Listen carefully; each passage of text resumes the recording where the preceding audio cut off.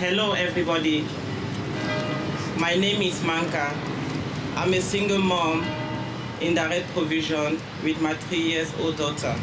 I want to talk about being lonely and I want to tell you about hope because I have both of them in my life. I arrived in Ireland in June 2019. I was heavily pregnant.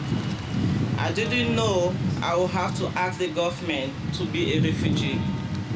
While you wait for them to decide you are an asylum seeker. I didn't know that I would have to live in direct provision. Direct provision is like an open prison. You are not free. Anything you want to do, you have to inform someone before you do it. At the beginning, I felt like the whole world was falling on top of me. Life in direct provision is an experience I will never forget. For the first time in my life, I had to share a bedroom with 2 people I've never met before. We also had to share a bathroom, which was very difficult in my condition. With a baby about to be born, I had no internet, no SIM card to contact my family back home to tell them where I was. I didn't know anyone in Ireland I could contact. The first time I took a bus into the city, I got lost and I couldn't find the bus back. I needed to go to the toilet, but all the places I asked refused to let me use the toilet, even though I was pregnant. I felt so humiliated and alone. A few days later, my blood pressure was so high. I was rushed to the hospital. I stayed there for 2 weeks until I gave birth. What can I tell you? The joy I felt when I held my daughter in my arm on the 7th of July 2019. It was 6:50 a.m. after a long night of labor. I felt, oh, at last, I am not longer alone. I have one person with me now. Even if this person cannot speak to me yet, I can turn on the bed and look at her. She's close to me. I felt like I was being born for the second time. The joy was so immense that I even forgot that I was in the delivery room alone. I had nobody near me to support me during this time. But this joy sustained me. She gave me hope. She gave me strength. She gave me everything. In my culture, after you give birth, you don't do anything alone. You have people in your corner who will wash the baby for you. They cook for you. They feed you. My mother back home was so worried that I was giving birth alone. She felt like she has failed somewhere. I could feel it when I was talking to her on the phone. Her thoughts were so heavy. So sometimes I avoided talking to her, but my sister said, no, keep communicating with her. It proved to her that I can still make it. The day I left the hospital, I watched my baby alone, but my mother was with me throughout, explaining to me over the phone what to do. It was my family who pushed me and gave me the energy to move on. Emilia is another one person who gave me hope.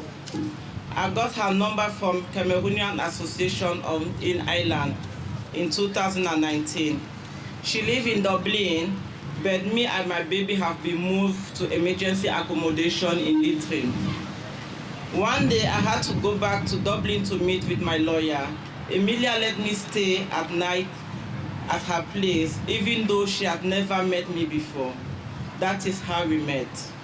She said I was always welcome in her home, so once in a while I would come to Dublin to spend a few days with her and her family. If I stay away for a while, her kids will start asking her, where is Auntie Manka? They wanted to see me, my baby, and that is how we become so close. They were my first family in Ireland. In December 2019, it was my first Christmas in this country.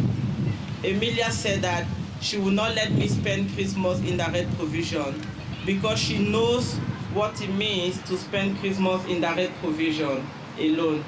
She lived there with her children for so many years. She said, I will spend Christmas with her and her family. It was really, really beautiful. My first Christmas in Ireland was happy thanks to Emilia. Emilia was there for me again during COVID. The first lockdown was the beginning of another misery.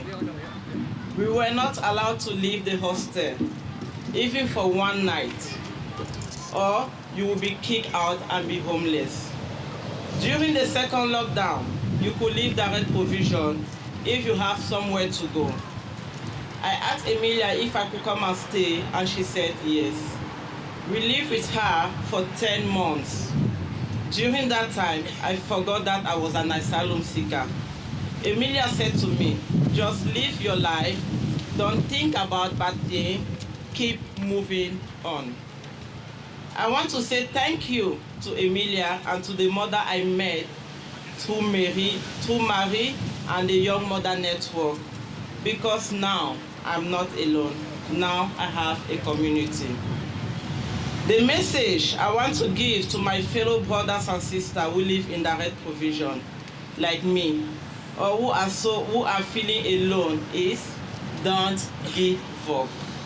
No matter what happens, I know it's not easy because I myself almost gave up. But don't give up. Think of your future. Think of the life ahead of you. One thing direct provision taught me is that even if life knocks you down, you can stand up again. You will cry, you will weep, but stand up, wipe your tears, and move forward. Thank you.